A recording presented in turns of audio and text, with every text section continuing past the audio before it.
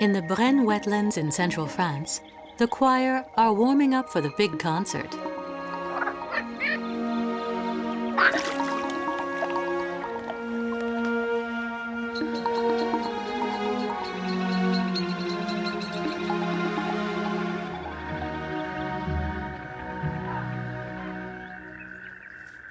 It is late March, and the frogs and toads are celebrating the arrival of spring.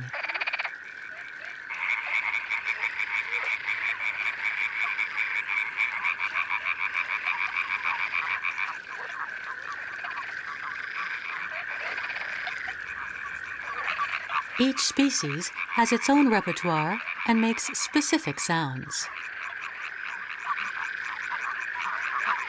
Frogs and toads are amphibians, meaning double life. It's an apt title. Amphibians spend their adult lives on land, but are born in water and return there to breed. They live on both sides of the mirror.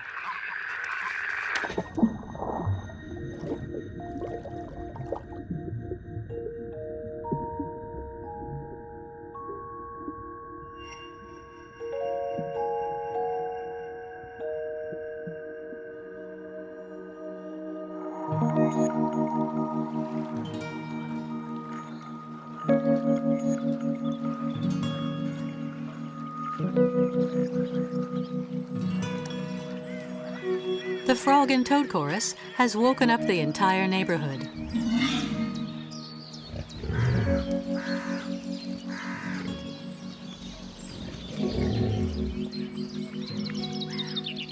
In this mysterious setting, a wealth of bird species rub shoulders with a range of mammals.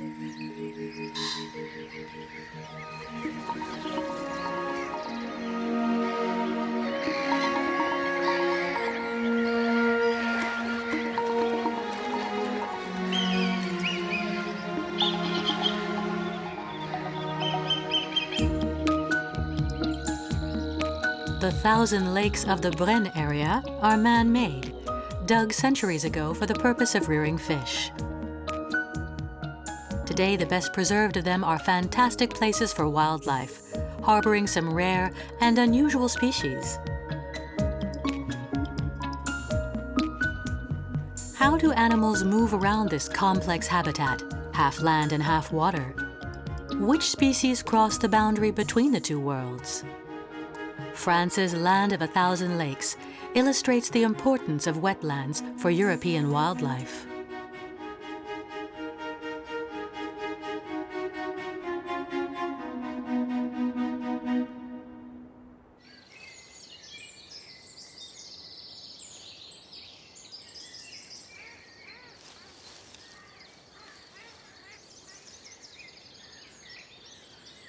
It is now April. A vulnerable little reptile struggles awkwardly to make its way up to the surface. This is the European pond turtle, or terrapin, a freshwater species that does the opposite of frogs and toads. European pond turtles hatch underground, but spend their lives in water. This little turtle urgently needs to get to water before it is spotted by a predator.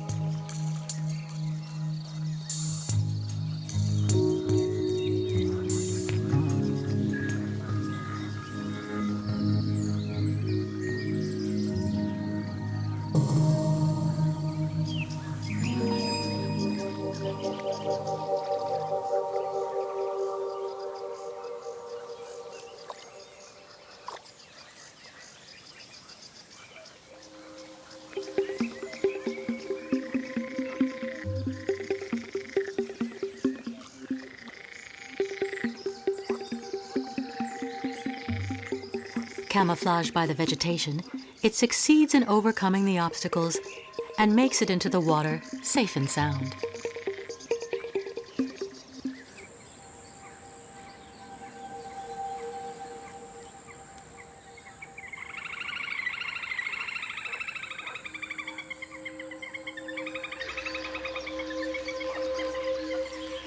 The adult pond turtles are only just emerging from hibernation, basking in the sun for the first time since they woke up. European pond turtles have existed for 200 million years. Now protected by law, they are the Brenne wetlands flagship species.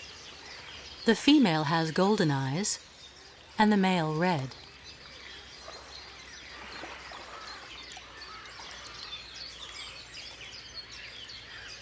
They are wary creatures and spend most of their time in the water or on banks close by, diving back in at the least hint of danger.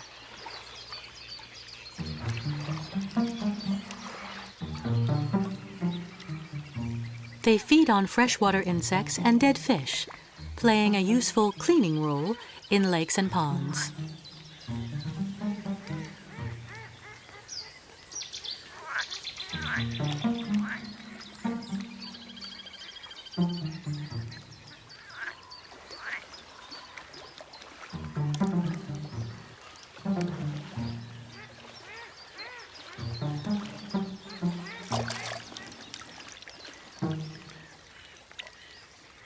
European pond turtles mate underwater with no preliminaries. The male treats his partner roughly, biting her face and neck. Not all females survive these savage couplings. Many drown.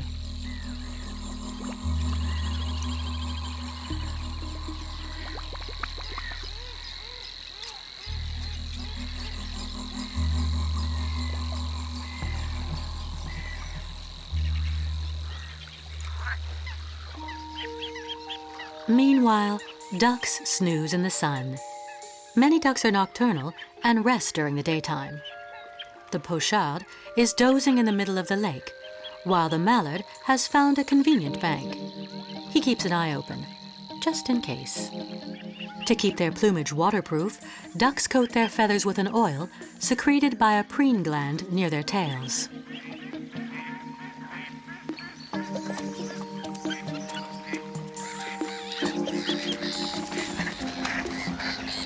Everywhere you look, birds are hunting, dancing, or engaging in courtship displays.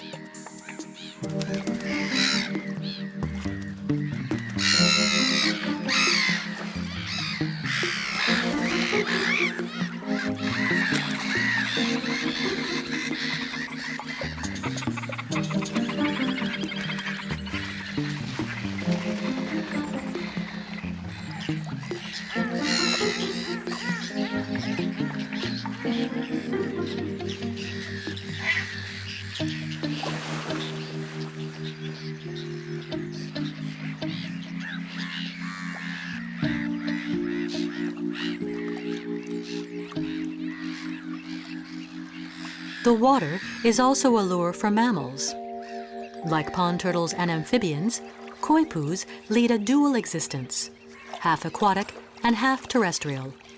Their bodies have evolved to suit their lifestyle. They have ears, eyes, and nostrils on the top of their heads, so as to survey their surroundings while they swim along just below the surface.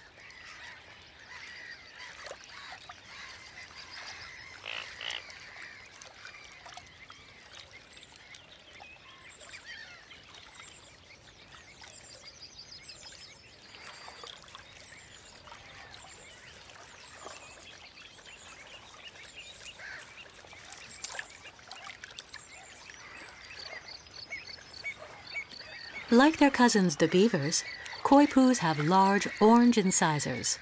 They are herbivorous rodents.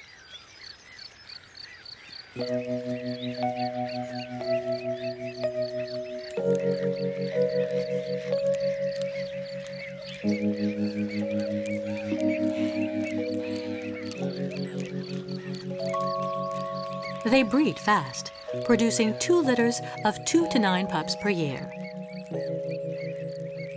The mother coypu and her young move along the banks in a group.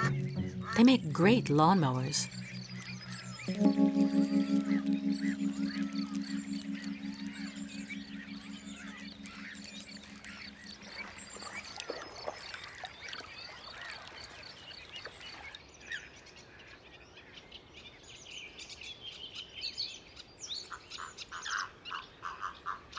An elegant wader has taken up residence in the stands of willow on the edge of one of the lakes.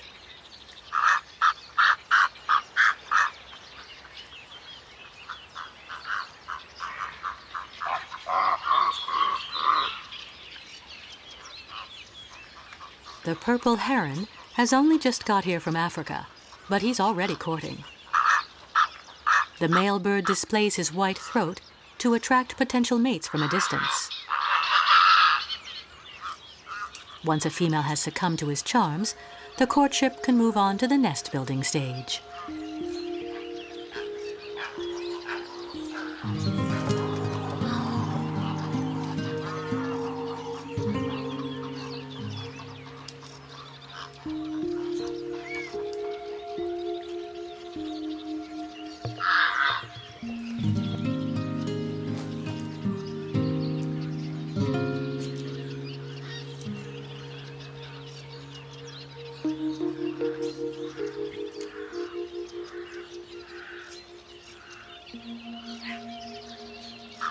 In addition to this African cousin, the extensive heron family includes gray herons, which are found all over temperate Europe, the quiet little night heron, and the great white egret.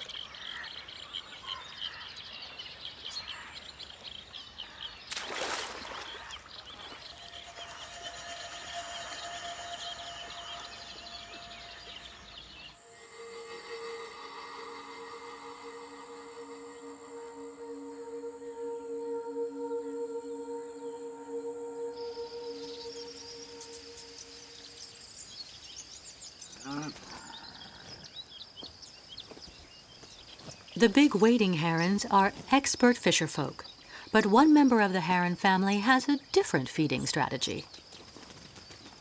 The cattle egret hunts in grassland, feeding off the insects and frogs disturbed by the cattle's feet.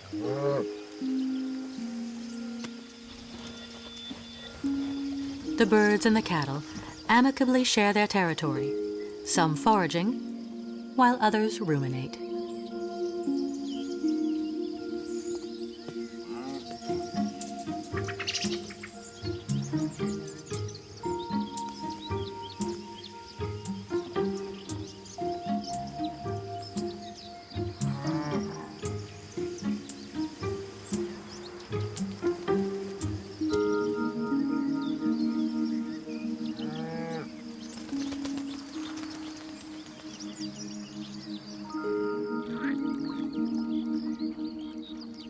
Right under the cow's nose, the lake teems with hidden life.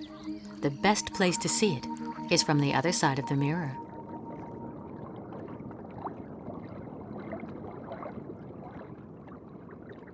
Strange beings inhabit this looking-glass world. The backswimmer lives back to front, swimming on its back with its head facing down under the surface. When underwater, it breathes bubbles of surface air trapped in a layer of hairs on its ventral side. It feeds on mosquito larvae and unfortunate creatures that fall into the lake, like this aphid, a land insect that has strayed into unfamiliar territory and ends up in the center of a scrum.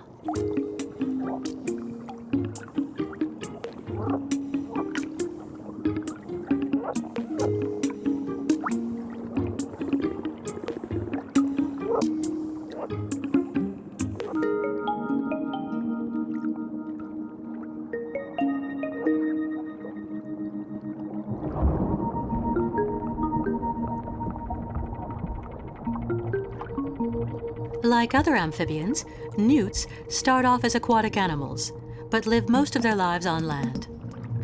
The moment they hatch, they start tucking into mosquito larvae.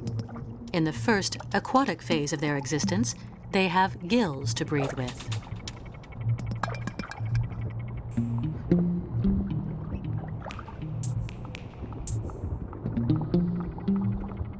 Another odd feature is that, as well as having lungs, adult newts can breathe through their skin, which is thin and permeable.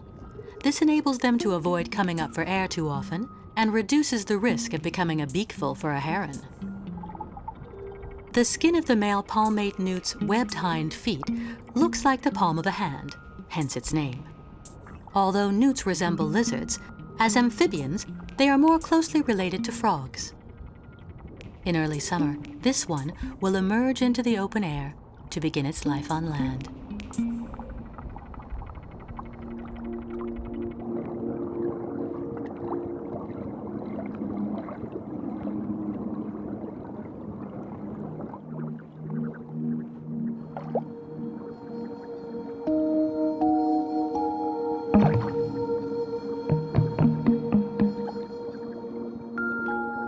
In the lake's murky depths, cannibals lie in wait for anything that moves.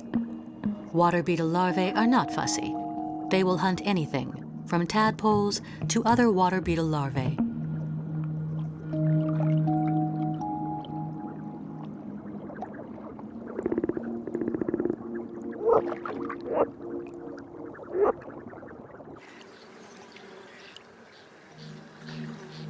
Like frogs, water lilies live half in and half out of the water.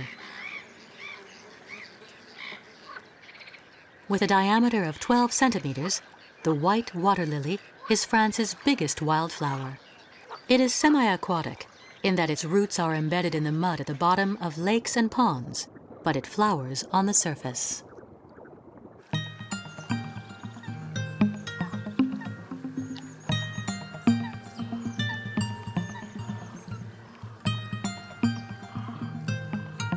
In many of these lakes, weed killer is used to discourage the vegetation and facilitate fish farming.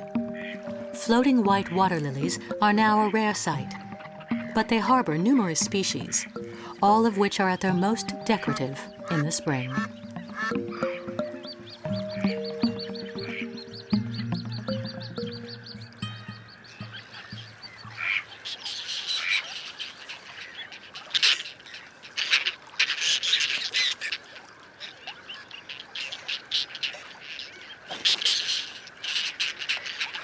This graceful, lively little bird is one of the gems of the land of the thousand lakes. It needs amphibious plants to attach its nest to. This one is deftly gathering aquatic plants to make its nest.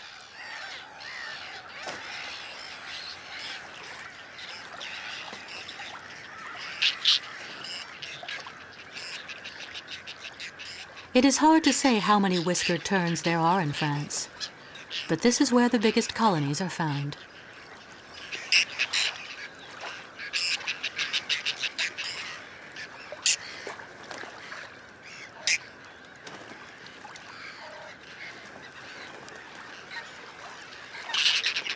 As so often with birds, an engagement present helps the female make up her mind.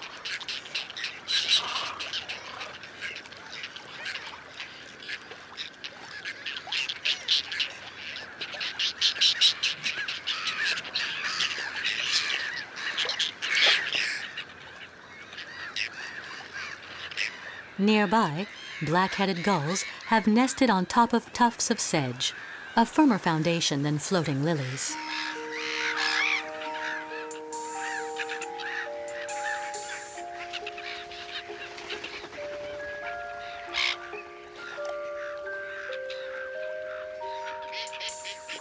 In the lake, there's a place for every species, and every species has its place.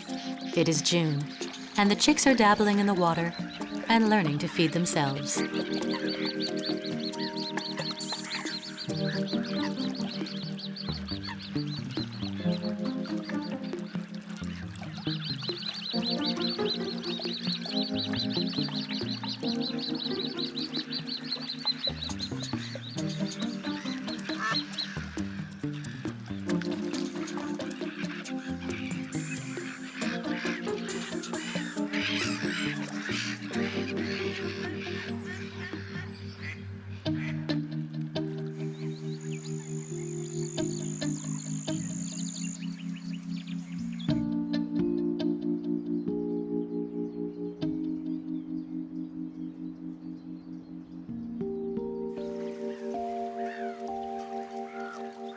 The Brenne is not just a network of lakes and ponds. The presence of large herbivores on the stretches of land between the pools is of assistance to an aquatic animal. Grazing red and roe deer keep the vegetation short, making life easier for female pond turtles.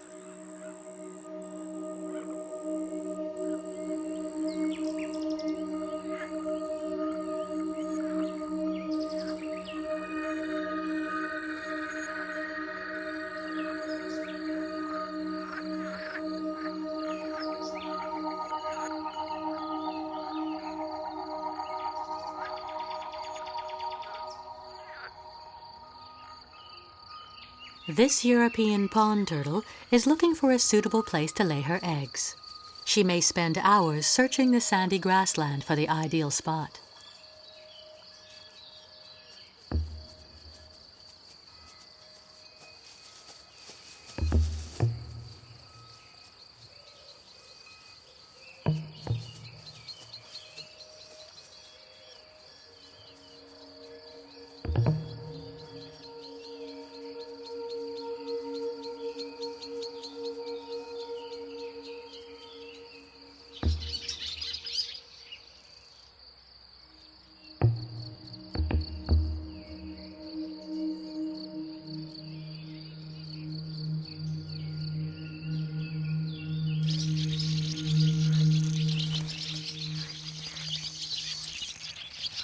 It is early summer. The swallows circle as they hunt mosquitoes in the fading light.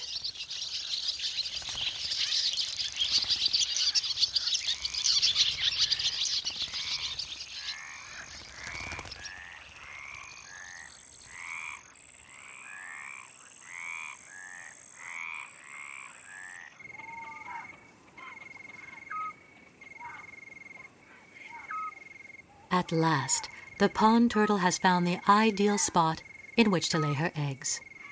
She knows instinctively that the ground here is not subject to flooding. She has 2 bladders, both of which she empties to soften the hard, dry ground before digging her nest. Her eggs will remain underground for more than 3 months before hatching.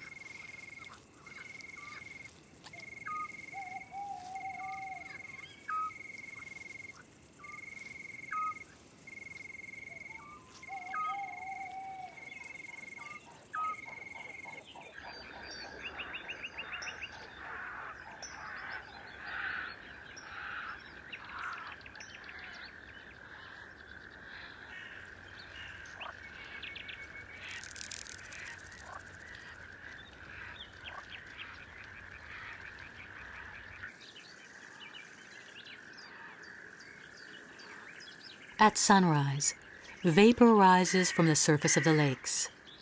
Veiled in mystery, the wetlands gradually awaken.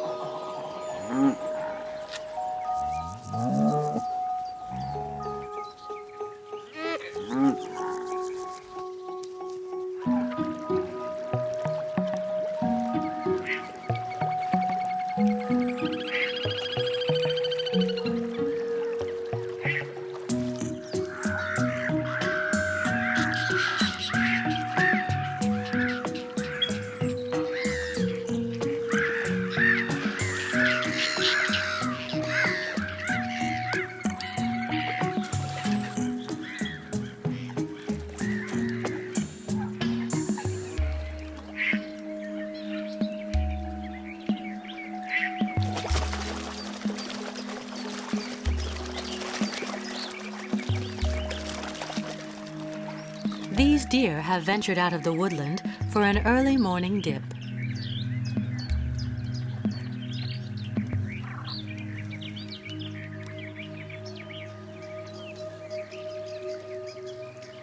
The fox noses the shores of the lake for a dead fish or a juicy koi poo to munch.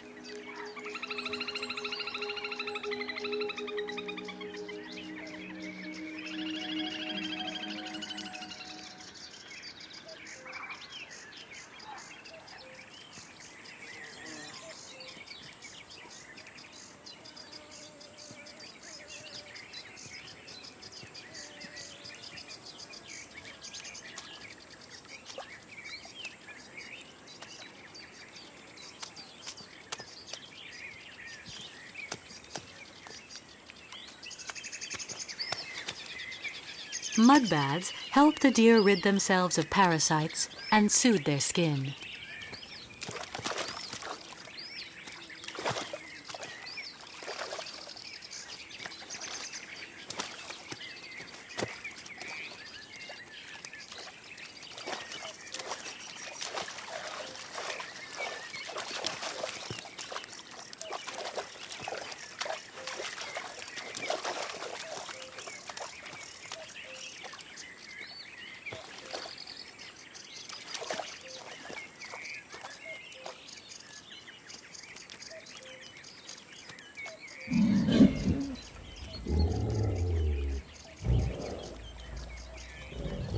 Wild boar like a mud bath too. But all the animals have to be continually on their guard. The land of the thousand lakes is shooting country.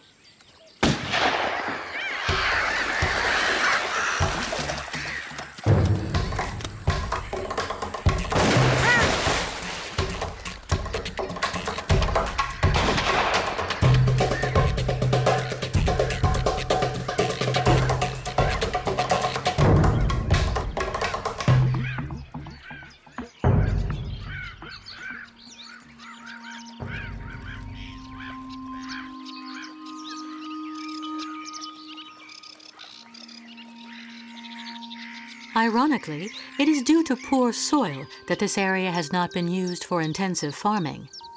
The absence of pesticides has allowed many species to flourish, some rare, some common.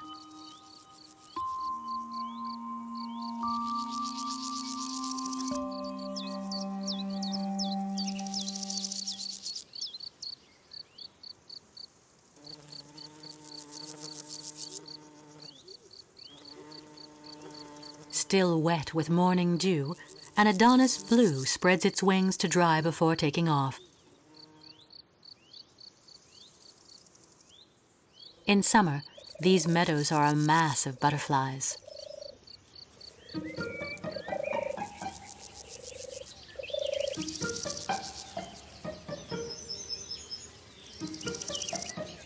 Now scarce in France, butterflies' presence is an indicator that the habitat is in good condition.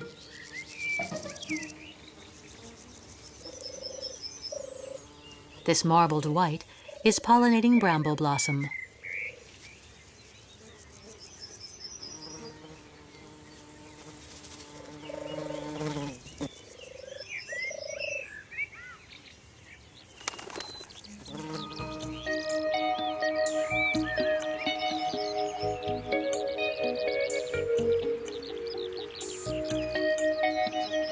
Any patch of high ground above the meadow attracts a wealth of plant species. Moorland heather and gorse rub shoulders with shrubs typical of scrubland.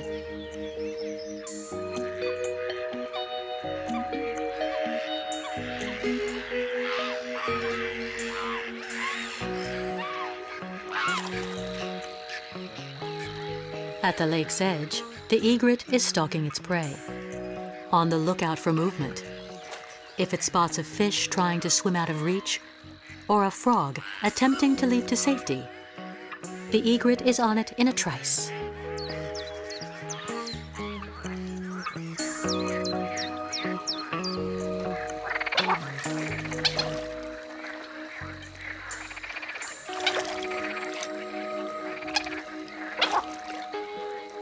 Wherever you look, the water's surface is heaving with frogs. Space is at a premium. There's hot competition for females, and it's easy to make a mistake. Male frogs attempt to mate with everything in sight, including other male frogs.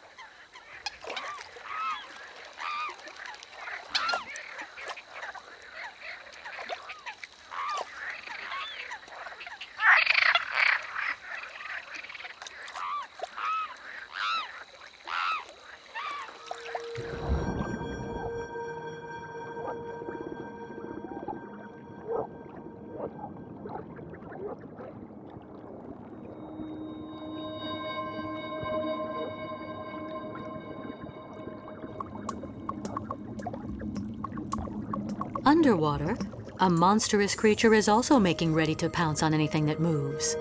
But in this case, its intentions are anything but amorous.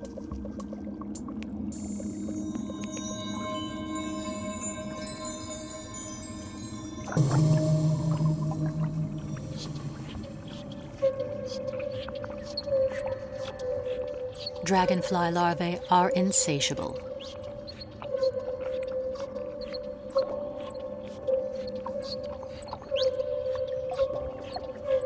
In a flash, the larva has opened its gaping jaws and gobbled its prey.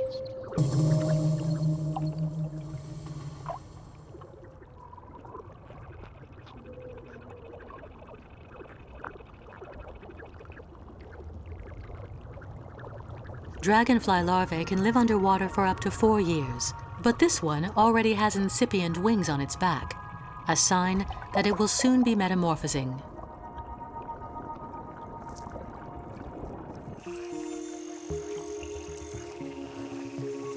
The dragonfly larva shatters the mirror of the lake, leaving its underwater world behind forever.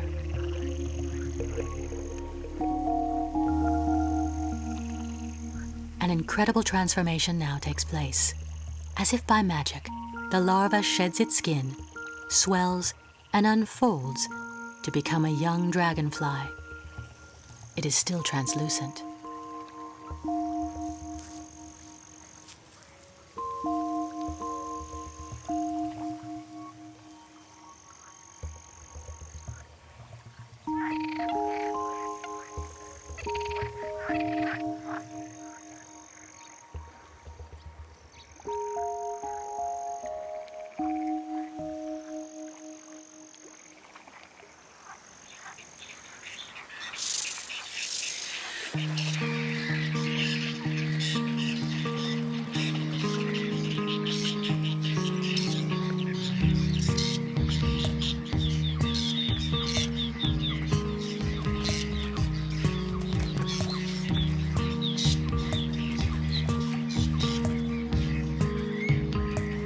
For aerial acrobats like the whiskered terns, newly metamorphosed dragonflies are easy prey. The chicks are hungry. The parent birds bring them up to 80 meals a day.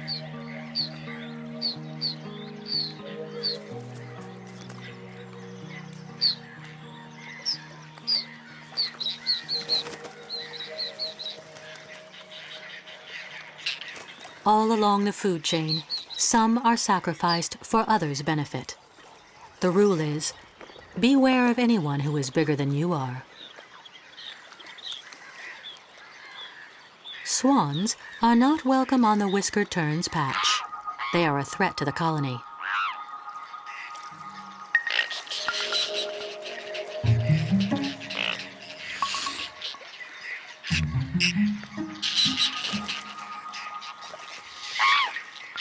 But there is strength in numbers. The terns join forces to defend their territory. The intruders weigh nearly 20 kilos each, but they beat a hasty retreat in the face of the 80-gram airborne darts coming from all directions.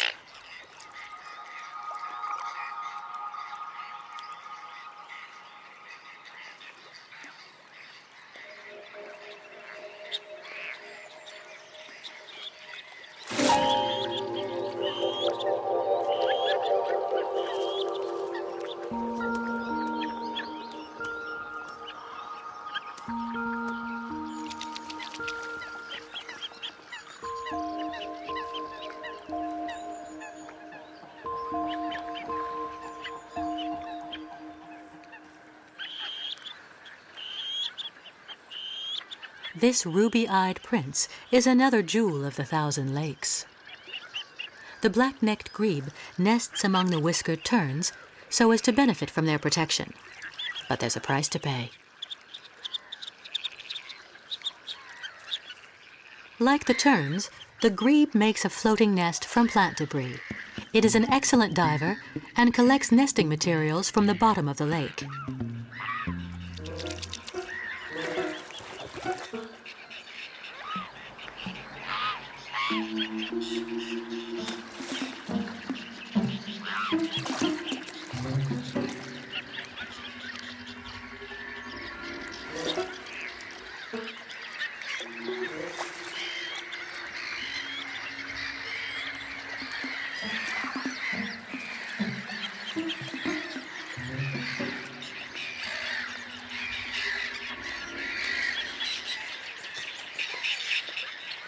The terns take advantage of this by helping themselves to nesting materials straight out of the grebe's nest.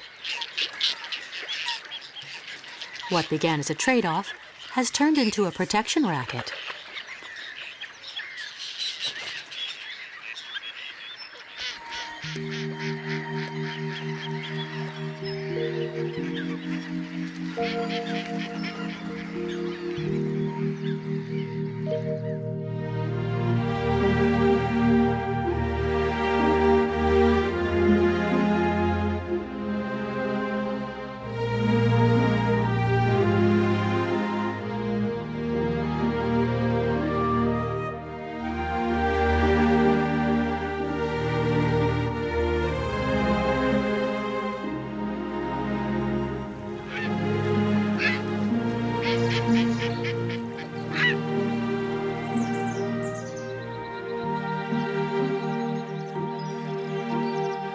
Like ghosts of aquatic larvae, the empty outer casings still clinging to the vegetation remain as evidence of the dragonfly's transformation.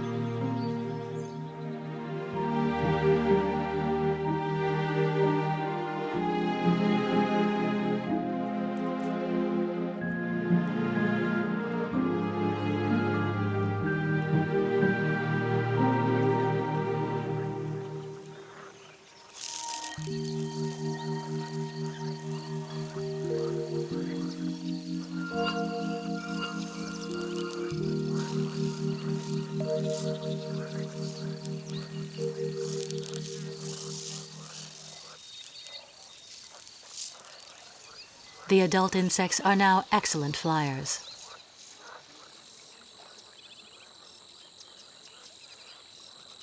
Their slender, wide-eyed cousins, the damselflies, land with their wings folded back.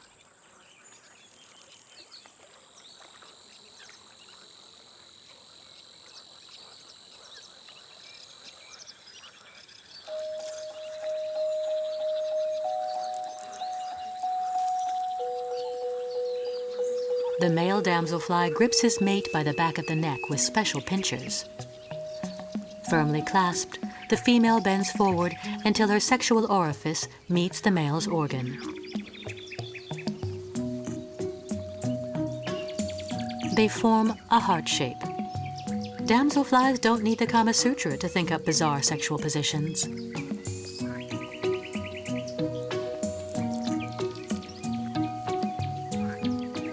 Damselflies are flibbertigibbets by nature, but the males need to be sure of handing on their genes. To make utterly sure they are the father of the brood, they cling on to the female until she is finished laying her eggs.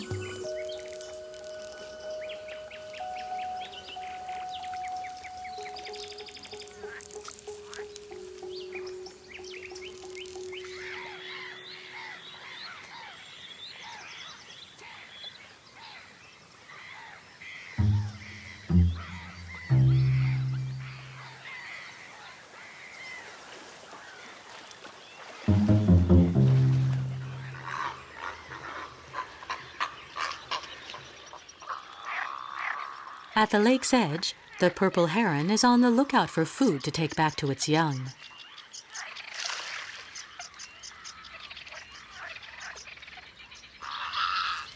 The nestlings are clamoring for their lunch.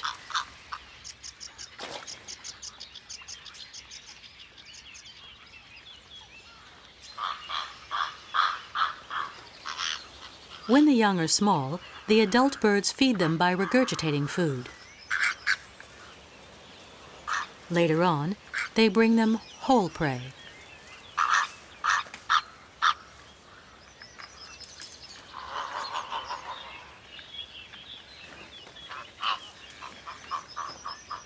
These young birds have got their flight feathers, but they are not yet developed enough to enable them to fly. As adult birds, they will have the stately flight of all large waders.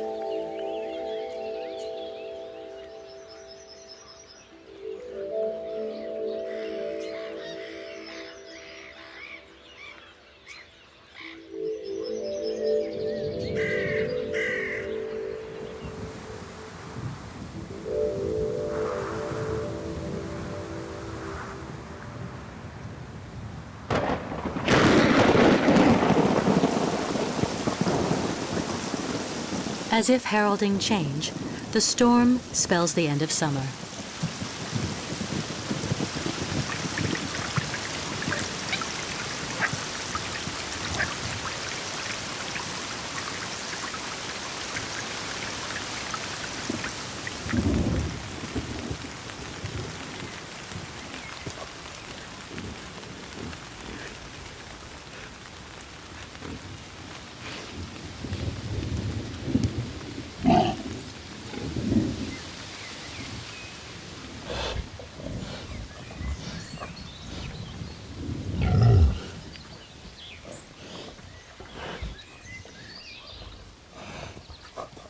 A force of nature emerges from the heather. Wild boar are capable of adapting to a wide range of habitats. Here, they are lucky enough to have woodland, meadows, and muddy banks.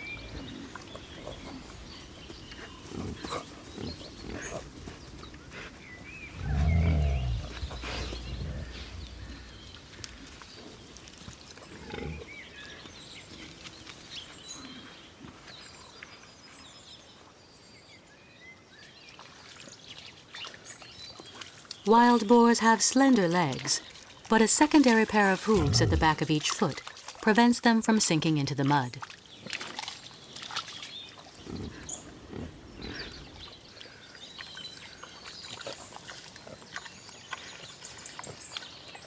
The male's tusks are kept razor sharp by constant rubbing against each other.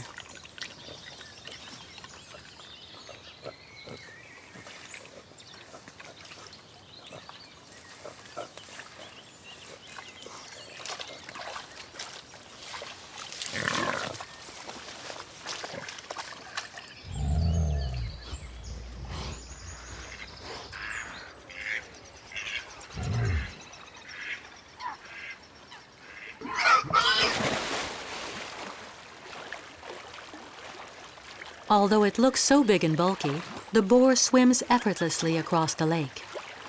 Wild boar are capable of swimming several kilometers.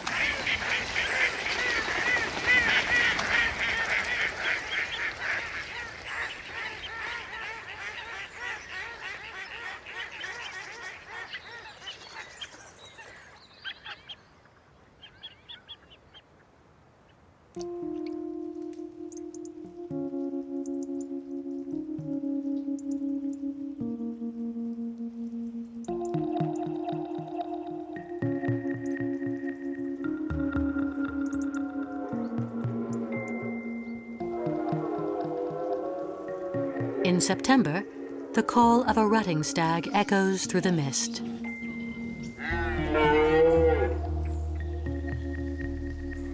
For deer, autumn is the mating season. In a woodland clearing, two stags battle relentlessly.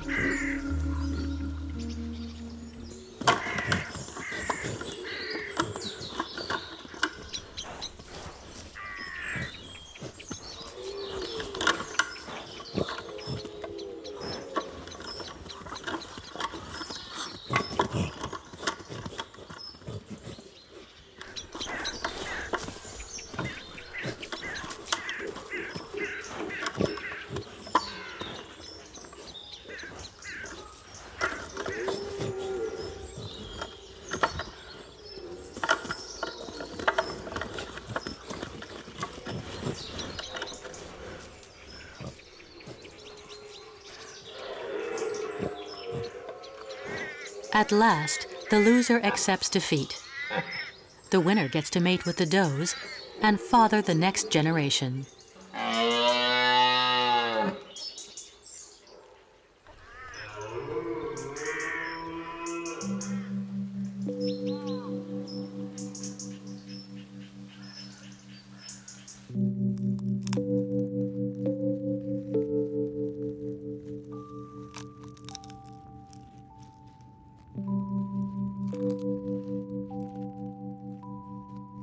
In the wet moorland soil, new life is emerging in exactly the same way it has done for millions of years.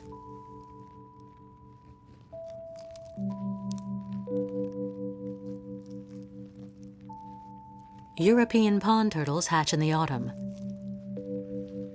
Their sex is determined by the temperature of the nest. Warm for girls and cold for boys. Natural variations in temperature maintain the balance between the sexes. The young turtles will remain underground in a state of hibernation until they sense that spring has arrived.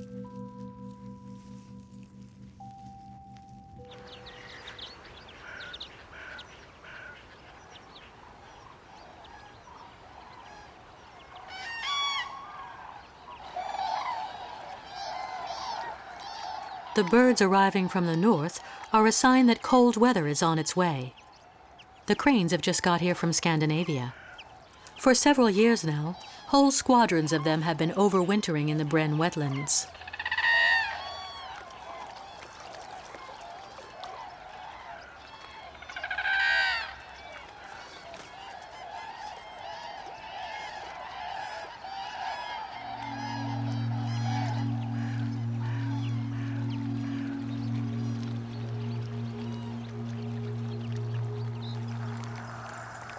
The lake gradually freezes over. Beneath the ice, the underwater world goes to sleep.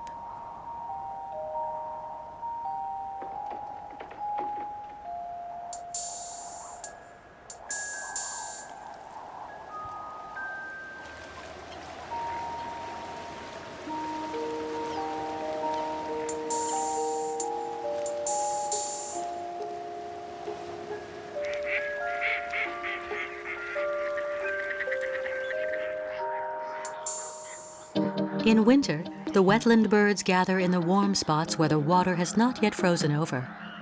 These ice-cold plunge baths are crammed with an amazing array of ducks, coots, and swans.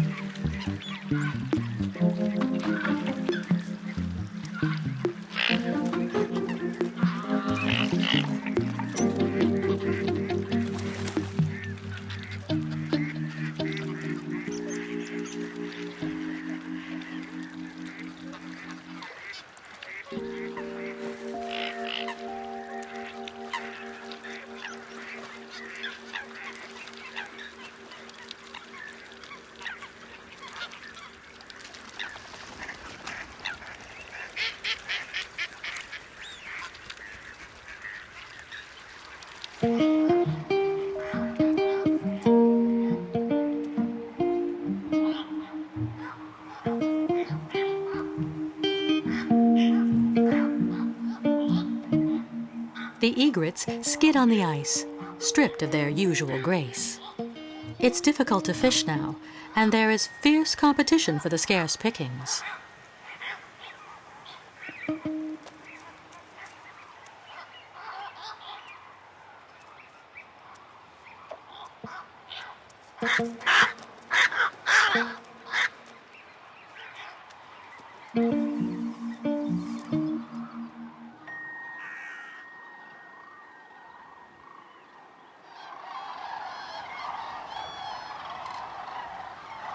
As early as February, instinct tells the cranes it is time to gather for the return migration. They will soon be setting off for their breeding grounds in Germany, Sweden, and Finland.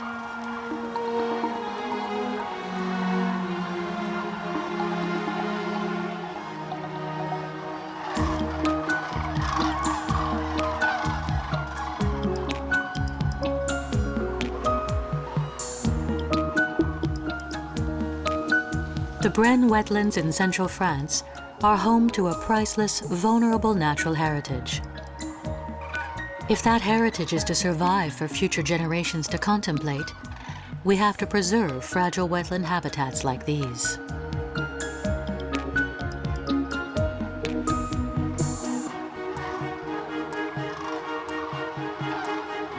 In the land of 1,000 lakes, a life cycle is ending. Until spring arrives to kindle the landscape into new life, the mirror of the water keeps its secrets.